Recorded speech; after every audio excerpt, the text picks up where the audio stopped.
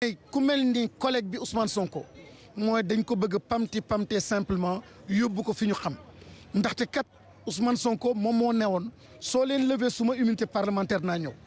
wante li ñu doon yaakaar ci ñoom puisqu'ils ont la majorité mais nañ ko jaarale ci yoon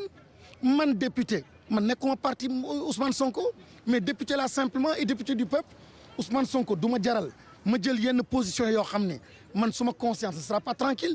mais dama bëgg député bi ma doon suñ ma nee votel pour lever immunité parlementaire de quelqu'un ma xool dossier ya ngi may jox certificat médical beeg réquisitoire procureur beeg lettre beeg et cetera PV yi bëgg naa nga jox ma ko or actuellement joxuñu dara partagé wuñu dara mais li gën a garaaw mooy ñun PV yoo xam ne suñu pexe jox nañu ko certificat médical boo xam ne suñu pexe moo ñu ko jox suñuy xool loolu ak lii am ak li ñu wax fii yàlla ak yaali la du benn te nag nit nag moom ma ne man yàgg naa dégg Senghor dégg Abdou Diouf dégg Wade dégg Macky Sall lépp day dem yàlla rek a fi des dama ne man je ne juge pas ndax Ousmane Sonko wax na dëgg wala keneen wax dëgg wante droit wam nañ ko respecté mais li ñu def nii actuellement jël réquisitoire boo xam ni procureur moo ko bind yónni ko juge d'instruction mënul yëngal république bi lu dul via réquisitoire boobu du plainte ko yëngal du PV la war a sukkandiku pour def liggéeyam lenn rek la war a sukkandiku pour def liggéeyam mooy réquisitoire introductif boobu or réquisitoire boobu dafa ne x waaw li ñuy xaar ci juge d'instruction bi mooy mu def liggéeyam def investigation def enquête laaj yeneen médecin laaj ci ay témoins mais mu jël un peu de temps pour xool mën a décider wante en moins de 24 heures ñu jox la bataaxal googu yow ngi juge d'instruction yore askan bi yore la base ce qui fait notre cohésion ce qui fait notre pacte en moins de 24 heures sans laajte sans gis témoin sans analyser en moins de 24 heures nga jël x boobu remplacer ko yow Ousmane Sonko laaj assemblée nationale ne x boobu man décidé naa ne Ousmane Sonko la lever leen donc immunité bi du ñu ko def man du ma ko def. mais ndax nar ñu ko def sans yéen d'autant plus que da ngeen a gedd. mais xam nga man représentant du peuple la ñun ay représentant du peuple la ñu li am solo mooy on n'est pas le peuple hein. Être représentant du peuple ne veut pas dire qu'on est le peuple peuple bi li ma am nii moom mooy restituer li am. peuple bi nag moom mooy décider su dee dañ ko jàpp comme feuilleton di seetaan télé di seetaan et cetera ñu continuer noonu mais on est. Pensez-vous de la suite. mais la suite moom mooy mais c'est le peuple qui est souverain. Est-ce qu'il faut vous représenter le peuple ici à l'Assemblée. Oui, mais on représente le peuple mais on n'est pas le peuple dafa am man du ma jël gànnaay du ma jël fetal wax naa li may wax joxuñu ma droit ma def appel au règlement intérieur amuñu benn possibilité maa ngi wax ak askan bi tamit nii y a aucune preuve te PV yoo xam ne moom la ñu wax fii à l'Assemblée nationale c'est du faux c'est du truqué et ce n'est pas vrai ensuite un juge d'instruction bu sérieux du nii lay doxale ni ngay doxalee mooy au moins nga def benn ay pas ay actes yoo xam ne da nga koy posé soo ko posé wul suma conscience man mënul nang ma dëggal loolu ma ne yàlla rek am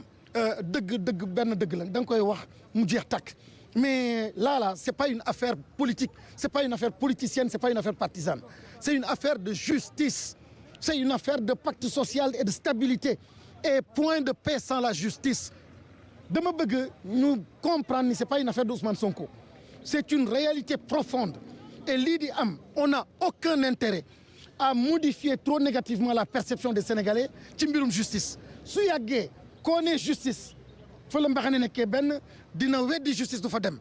loolu nag moom moo am réew yu bëri et finalement on installe le pays dans une instabilité boo xam ni qui n'est pas du tout souhaitable. Voilà loolu nekk réaction Moustapha Guirassy ci bile dossier nga xamante ni procédure bi depuis ce matin la ñu ko tàmbali ñu wëyale réaction yi Abdoulaye ginnaaw bi ñu jëlee réaction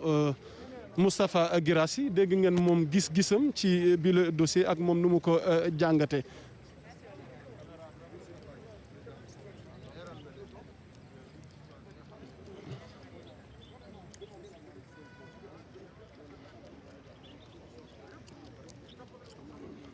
waaw Abdoulaye le temps ñuy amaat benn réaction ñuy fàttali mbokk internet bi nga xamante ne ni moom ñoom ñoo ñuy teewlu waxtu wi ñu toll nii en direct sur Sénégo ñu ngi fii ci assemblée nationale ci mercredi 17 février bi nga xamante ne ni procédure de la levée immunité mooy mbalaanu kiiraay président Ousmane Sonko ndax moom neewoon mbalaanu kiiraayam fi mu ne nii moom la ñuy mën a yëkkati rek mu daa dee dem wuyu ji lu ko mooy rek moom narut a dem wuyu ji parce que dafay bénéficier wu sañ-sañ gi nga xamante ni moom la ko loi bi may 11 députés yi nag waxoon nañ leen seen tour ñoom ñi nga xamante ni ñoom ñoo war a maanaam constituer commission ad hoc bi ci loolu la ñuy tëral calendrier maanaam audition yi ñu fàttali ni soxna Aïda Mbodj sànq déglu ngeen intervention moom moo nar a doon avocat Ousmane Sonko ci commission ad hoc bi maanaam ca ak tamit ca plénière ba ci décision boobu nag bu nu ko acté ci mardi bi nag ci la réunion am entre leader Pastef ak opposition ñu fàttali leen ni moom it gisee na ak ay nitam ñi nga xamante ni ñoom fi mu ne nii pare nañ taxaw ngir jàppale ko ci bile dossier waaye ñoom gis nañ léegi bi ñu yegsee juste rek des députés de l'opposition nee nañ ñoom danoo mujj bañ a àggali maanaam li nga xamante ni moom moo xewoon ci biir parce que gis nañ ni vice de forme gi fa am gis nañ ni injustice bi fa am parce que ni ñu bëggee taf-tafe dossier Ousmane Sonko ñoom jàpp nañ ni wax dëgg fa yàlla mënoon nañ koon doxalee neneen mais pas nu ñu ko doxalee nii ndax réaction yii ñu jël yëpp daanaka ñoom loolu leen dénoncé mais Abdoulaye Wilane ku ne gis na tamit moom réaction moom xalaatul comme ni yeneen député de l'opposition yi xalaate jàpp na ni ñoom ñoo gedd te gedd gi ni gedd doonu loo xamante ni vraiment doon na lu leen arrangé léegi nag lan moo ci nar a tege ndax finalement dinañ wéy la procédure bi sans pour autant tenir compte avis député yooyu nga xamante ni doonoo gedd lu ci munti am daal waxtu wi nu ngi fii ci assemblée nationale ngir baaxee leen lépp li nga xamante ni dafay doon xibaar jëm ci bile aussi.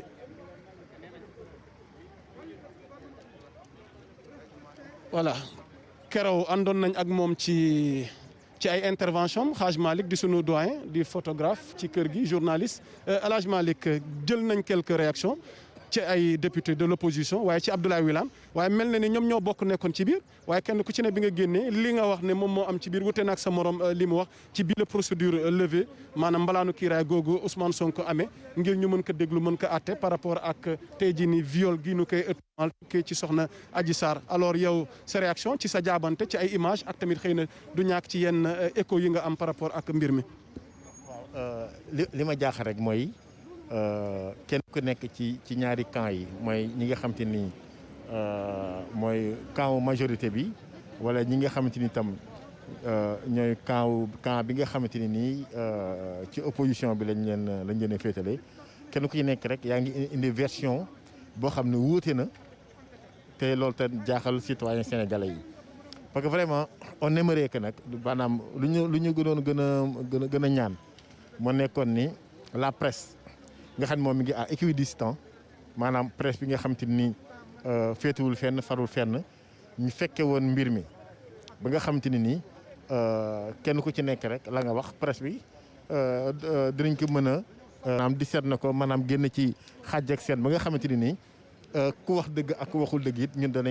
danañ ko xam ndax dañ koy fekke mais cool yëpp nag moo fekk ni moo nekk ni malheureusement kii donc xaaral ñu jël benn réaction député.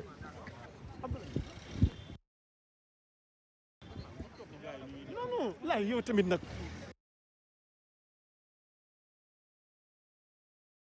yow it voilà mbokk yi kon ñu wéyale intervention yi. naataangoo yi génn laata ngeen di pare jàpp ne yëf yi jaarul woon yoon noo ko gisee. ñoom mënuñu xam ndax jaar na yoon wala jaarul yoon parce que comme dañu war a installer benn comité laaj la nga joxe ñu la fa représenté je pense que d'accord nga si li ñu war a def nit nag da ngay conseiller d'accord nañu bokk si comité bi dañu war a toog ba voter parce que boo d'accordul ñu xam ne d'accordoo mais joxe ku la représenté après ñuy wote ngay génn je pense que yooyu amul solo nañu dox rek ñu dem parce que gënuñu ñu bëgg réew mi. Est-ce que les députés de l'opposition dama ni xam nga soo dee wut député sooy wut député mais da ngay bokk ci parti wala coalition de parti à partir des députés nga da nga taxaw pour intérêt wu population parce que sans la population ñun duñu dara bu ñu gëm ni ñoom ñoo ñu gën a bëgg réew mi li gën a am solo tey mooy ñu dem ci sérénité wax ak réew mi lu ñu mën a dégg parce que foofu la ñu réew mi xaar. honorable li xew ci biir nit ñi tamit doon na ci ñun kumpa ñu ngi ak honorable député Moussa Diakhaté ndax version bi ñu am ci député opposition yi ak tey li ñu jot a leer xaw na wuute lan moo xew ci biir ba. dama xamul lu leen wax ñoom moo tax du ma mën a wax ci li ñu wax. ñoom danoo gedd danoo mel na ni ñoom danoo génn bi ngeen di wéyale seen procédure parce que jàpp na ne il y a une injustice gi am ci biir par rapport ak procédure bi ngeen tëral ngir lever immunité président Ousmane Sonko. ñoom bu fekkee ni dañu booy gedd da ngay gedd lépp sooy d'accord nga d'accord pour toog discuter. ñun dofuñu bay woo suñu nawle bu réew mi fal ci X yooyu mooy yan il faut arrêter yooyu ay fo la. voilà mu nekkoon honorable député Mously Diakhaté nekk réaction par rapport ak procédure levée immunité parlementaire bi Ousmane Sonko amee muy mbalaanu kiiraayam ngir nu woolu ko ndax newoon na du ma mën a ñëw fekk. yëkkati sama mbalaanu kiiraay donc moom la ñuy mën a yëkkati rek ma ñëw ngir mu mën a jàkkaarloo ak procédure gi nga xamante ne tey jii nii mi ngi teg ci kawam ci boobu mbalaanu kiiraay nga xamante ne moom rek la ñuy yëkkati rek ñu daal koy déglu moom itamit mu ñëw joxe part de vérité am joxe maanaam moom mii nga xamante ni moom leen tuumaal naka lay défendre boppam ci ay argument ak tamit ci ay lii justifié daal que ni tey jii ni moom il est innocent ba tey présumé viol la Abdoulaye il faut que ma jëlaat Abdoulaye Wilane pour quelques réactions ndax sànq am na loo xamante ni xaw ta woon leer mbooloo mi xaw a bëri monsieur Abdoulaye Wilane non laajoon naa la waaye boo ma ko mee rek ngir nu conclure rek sànq yaa ngi doon leer lu am solo parce que ba tey am na loo xam ne nit ñi dese naa leer ci seen bopp ñee ngi wax jëm fii ñee ngi wax jëm fële tey yéen a nekkoon ci biir lan moo xew ci biir mbir yi nan la demee ndax danoo gedd wala gedduñu procédure bi tey jii nii am na injustice. dañuy tappale gedduñu. lan moo xew. dañuy tappale gedduñu te mag du tappale mag du mbege ñëwal ci buntu assemblée ñëwal nga ñëw gaare ma pare ma ne. suñu nawle député yi bokk opposition non seulement weeguñu seen bopp ci li ma gis ñu doxalee ci bii weeguñu Sénégalais yi mais ñu soxor leen vis-à-vis de Ousmane Sonko. Ah bon? dañu dajee commission des lois parce que code réglementaire dafa wax ne suñu sàkkoo lever immunité parlementaire bu ou député il est ban article. article 52. lu mu wax. il est constitué pour chaque demande de levée de l'immunité parlementaire d'un député ou pour chaque demande de suspension de poursuite déjà engagée, une commission ad hoc de 11 membres nommés selon la procédure prévue à l'article 34. déglu baax li ma la. loolu lu mu wax ci olof.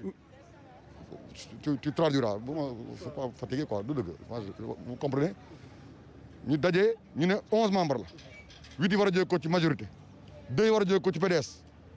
benn war a jóge ko ci non aligné waaye non aligné ay Fatou Ndiaye lañ proposé woon mujj gi ñu demandé ñoom waa noonu la ñu ne nañ dugal Mamadou Abdoulaye Dièye mu ngi nii ñu demandé waa PDS ñu dugal sa ñaari nit ñu ñëw posé question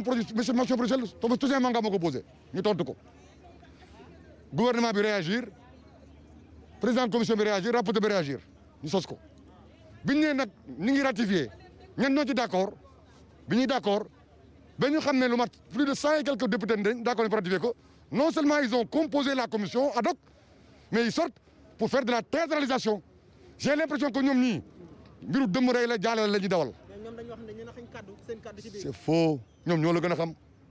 nañoo ma ne man sama ba nanu ma ci wax pare woon naa ci commission enquête bi mooy commission ad hoc mooy enquête déglu ki muy war déglu ñëw jébalaat ñu kay def enquête bi mooy ki yàlla ki réew mi jox pour mu enquête waaye nag bi ma déggee sama nawlay député yi génn di wax loo xam ne ni dégg nga jotewul ak dara dëgg gi dama am gàcce. coowal plainte contre X boobu noonu bu may rek nga leeraloon ñu. assemblée dégguñ fi poste plainte contre X en tout cas bi ñu ko laajee ñoom opposition bi léegi Moustapha Niasse wax ak commission de loi bi mooy plainte bi ñu jot ñun fii li ñu dajale ñun mooy lever immunité parlementaire te loolu dafa am lu ko tënk jeex na li ci des nag man dem nañ ci enquêteurs yi est-ce que leer na salaamaaleykum wa rahmatulah mu nekkoon Abdoulaye Wilane nee na defe naa ni leer na mbokk yi assemblée nationale ngok lépp ci biir la doon xewe gis ngeen ñoom seen i réaction moom Abdoulaye Wilane moom lañ mujj jël ni mi ngi noonu di dem li mu wax moom leer na waaye ba tey version yi xaw na wute lan moo xewoon ci biir nag ku ne jox nga sa part de vérité jàpp ni loolee li nga xam ne mooy li am ñu wéyale temps fort yi rek waxtu wi si toutefois entre-temps amaat nañ yeneen réaction venant des députés ñu fàttali leen yéen a ngi au niveau de l'Assemblée nationale sénégalaise ci levée immunité parlementaire bu Ousmane Sonko nga xamante ni moom dafa ni woon dina dem wuy ji mais si toutefois ñu lever maa ngi lay fay soxna Rose. naataango bi nekk Sénégal. alors tey li fi xew doy na waar trop yaa Moussa gis nañ ñaari parti opposition bi ñoom génn nañ. gis nañ ñaari parti bu ci nekk ak sa version des faits ban parti moom moo am dëgg waaye lu ci munti am daal bu nu sukkandikoo tey jii ni ci majorité bi sukkandiku tey jii ni ci kàddu Abdoulaye Wilane mel na ni ñoom moom dinañ wéyale seen i liggéey parce que ñoom nee nañ am na paradoxe boo xam ne mënuñu ko comprendre ngeen accepté bokk ci commission bi ngeen ñëw ba jour ji ñu war a yeggali liggéey bi ngeen bëgg a gedd maanaam dugal bopp rocci làmmiñ lii Abdoulaye Wilane moo ko wax man awma lu ma ciy jugé awma lu ma ciy xalaat ku ci nekk damay déglu sa kàddu rek defe naa ñun jàllale nañ ko déglu nañ tamit ñoom soxna Aïda Mbodj la ñu wax déglu nañ Moustapha Guirassy la ñu wax voilà déglu nañ honorable Mously Diakhaté tamit la mu wax waaye fi mu ne nii daal li ci munte amit ce n'est pas à eux de décider la leen waroon xëy na def nañ ko ci biir procédure bi nag dafay wëy fileeg ci kanam ñun ñu ngi fi yeneen information ñu munti am daan ko bëggalee suñu internautes yi ñuy teewlu di leen fàttali ne en tout cas mbalaanu kiiraay boobu noonu fi mu ne nii bu fekkee validé nañ ko mu yëkkati ko ci la Ousmane Sonko nag dina ñëw ñu daal koy déglu moom itamit mu ñëw wax ak nit ñi li mu jote ak soxna si naka la mbir mi demee waaye ba tey présomption d'innocence baa ngi fi ba tey néew nu moo def ba tey néew nu defunu waaye lu ci munti amit ku ci mel ni Moustapha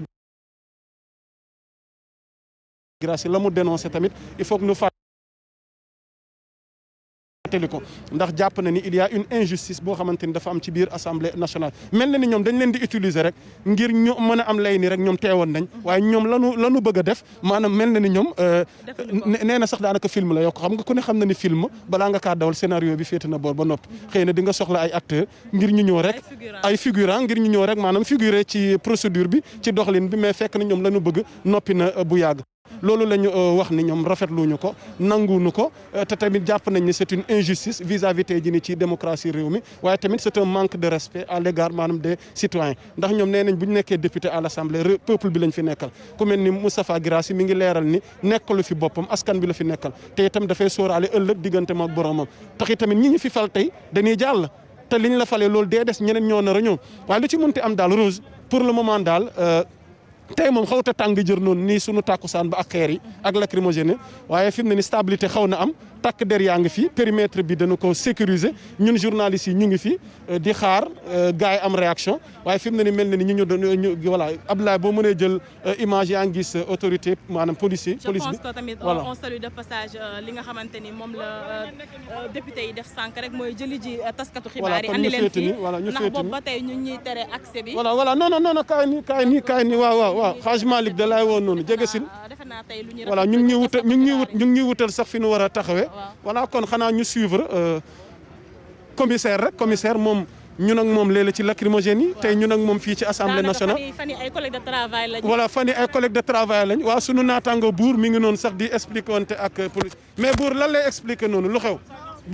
buur lan moo xew non dañu ne nañ ñëw taxawee nii fii moo gën a neex rond point bi sax parce que sànq maa ngi naan kaan su wàdd ci rond point ba lële lañ daan taxaw mais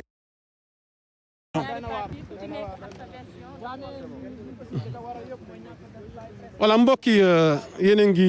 seen noonu rond point assemblée nationale bi ci coowal levée immunité parlementaire njiital Pastef président Ousmane Sonko nga xamante ni député la à l'Assemblée waaye moom dafa sàkkoon bu nu lever immunité bi ci lay mën a wuyu ji waaye fekk defuñu ko du ko mën a def ndax itamit dafay am sañ-sañ goo xamante ni yoon ko may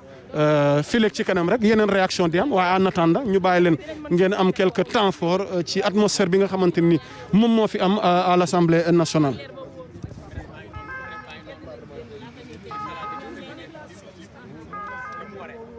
dara ñu leen may jox askan wi ay xibaar yu leer yaa Moussa borom Sénégal ndeysaan dama ko Ahmed ala ma sama tërëfee taxawal ñi naan plainte contre X la ñi naan plainte ana Samba ala ma sama tërëfee moom an naa beneen carte yóbbu ma sàgg foofu xaar ma jël beneen carte waaw teel ma li Malick voilà di jaajëfal coordination rédaction ba tamit xam naa ñu xaw leen a baaxee tuuti quelques informations yi nga xamante ni tamit site benk doxal jëm ci dossier bi tey jii nii ci xibaar yi ñu leen mën a dollil li nga xamante ni moom d'abord ñu fàttali ne tey moo nekkoon validation liste membre commission ad hoc bi waaye mel na ni ci bile validation ca la ay détails amee ci biir ci ay incompréhension ñenn député yi génn nañ am na ñu ne sax danoo gedd waaye gedd gi am ñu jàpp ni du yoon parce que ñoom ñoo engagé bokk ci commission bi voilà kon ñu déglu commissaire bi am na lu mu ñu bëgg a leeral.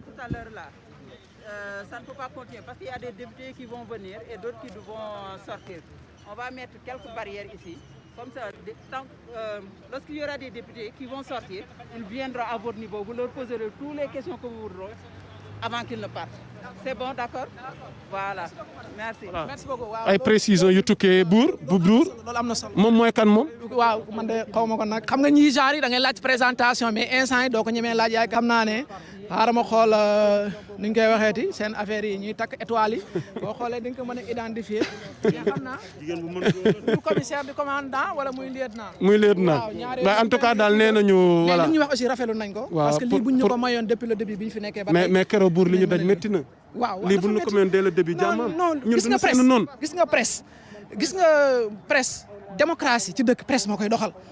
tey fi ñu toll nii li fi am ci biir yëpp bu presse bi duggoon loolu du am. bu nekkoon ne tey toog nañ presse bi ñëw suivre ko en direct gars yi seetaan ko en live sénégalais ku ci nekk di nga xam luy dëgg ji parce que li nga xamante ni lii mënu amatul luñ ciy nëbbu lépp a ngi ci biti lépp a ngi ci biti comme PV yaa ngi ci biti témoignage yu borom salon bi dégg ngeen ko fi ñu toll nii benn parti lañ déggugul mooy les deux non Ousmane Sonko wax na Adja Sarr rek moo waxagul te presse bi ñu ngi koy wër xamuñ fan la ko jant bi tiim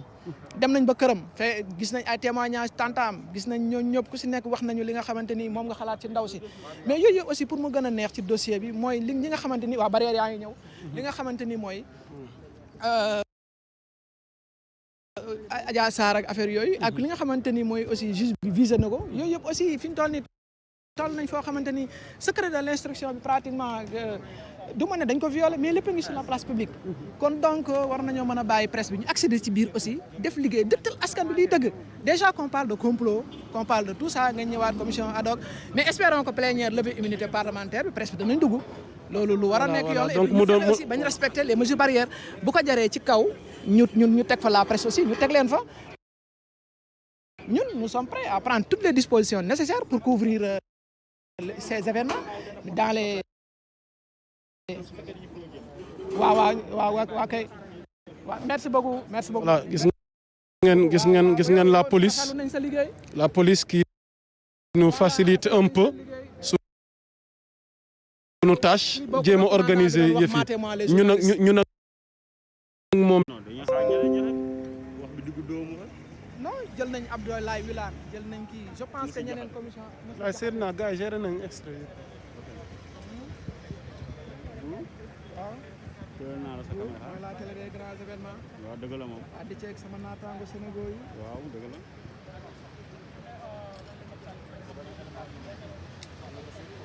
non waaw mais xam nga est-ce que Sonko est là non Sonko n'est pas sur place. Sonko ñëw aussi. waaw Adja neexal leen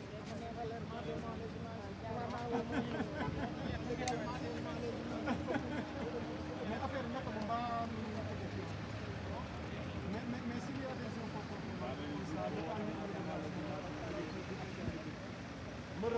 voilà mais fais-moi part de quelques instructions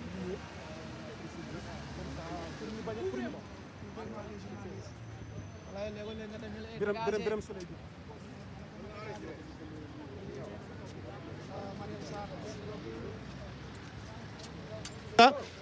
voilà honorable Junet Zenga moom décliné na sunu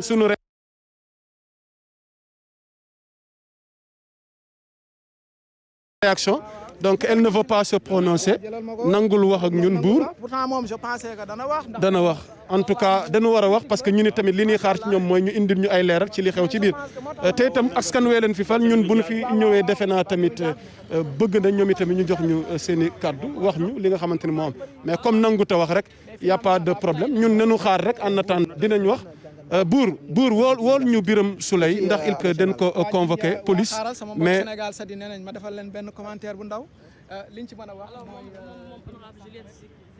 il est de la mouvance présidentielle moom il fait partie elle est de APR des alliés de voilà du pouvoir elle est de l'APR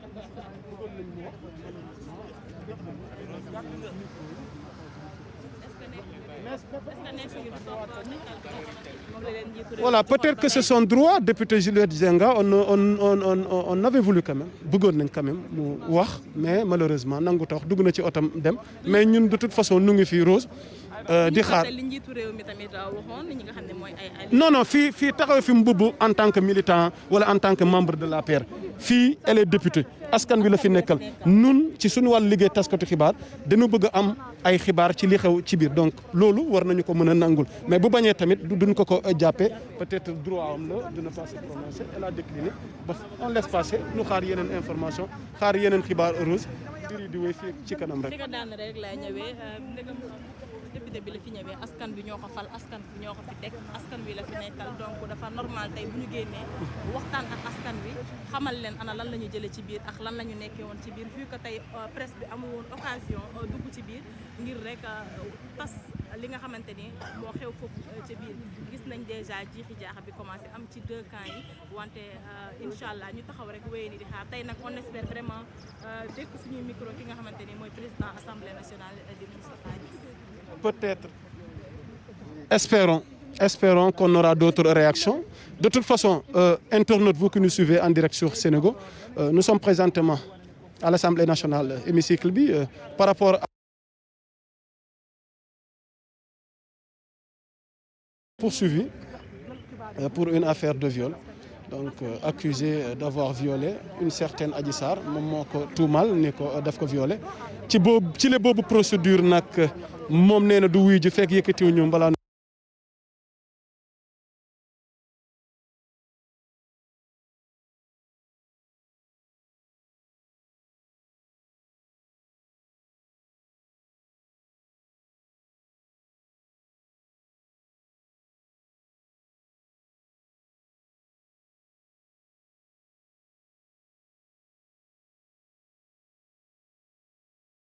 nee na du wuy ji fekk yëkkatiwuñu mbalaanu kiiraayam ak xibaar par rapport ak dossier bi par rapport tamit ak yeneen xew-xew ci réew mi sàng ay précision par rapport ak procédure boobu na El Hadj Malick nga wutuma tuuti wax nu li ñu jot a déggagum ak mbir yi fan la nar a jëm ci bile procédure da ngay bëgg a bañ sama micro waaye dinaa la ko jox nga ma souffler tuuti rek delluwaat ak mbokk internet yi wéyale xibaar yi ngir jox leen lépp li nga xamante ni moom moo fi war a leer. voilà El Malick décliné na mais buur yow jege nga waa Pastef. non jege nga waa Pastef bu ma ko waxewu ma ko ngir da nga leen a jege da nga far ak ñoom du dëgg. voilà donc ba tax na jot nañ xibaar lu jëm ci Birame Souleye bu fekkee mun nga ñu ko wool dina la jël.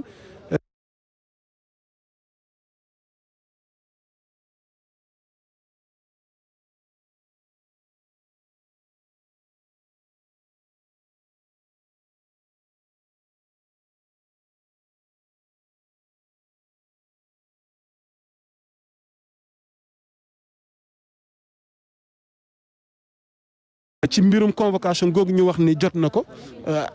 lan moo xew lan lañ koy convoqué.